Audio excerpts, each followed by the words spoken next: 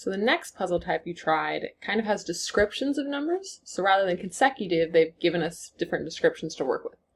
So this one is one number is 5 times as large as another. Their sum is 900, so our sum is adding. What are the two numbers? So we've got two numbers to work with. We've got our first number and our second number.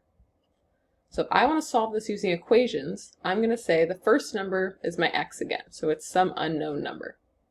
And my writer froze. Let's see. Come on, you can do it. All right, there we go. So that one is x. So the other number is 5 times as large as this number. So if it's 5 times as large, that means we're doing literally 5 times that number. So you're doing 5 multiplied by x, which is our other unknown number. The sum of these two numbers is 900, so we're going to add up the first number plus the second number equals 900. So if I combine like terms, this is the invisible 1, so 1 plus 5 is 6x. And if I divide each side by 6, I'm left with x equals 150. So what that's telling me, ooh, lots of freezing today, is that my first number is going to be 150.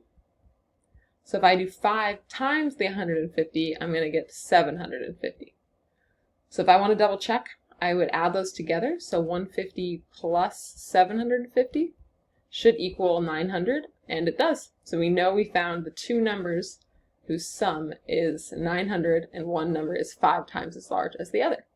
So why don't you guys try the next example and see if you can use equations to find your two missing numbers.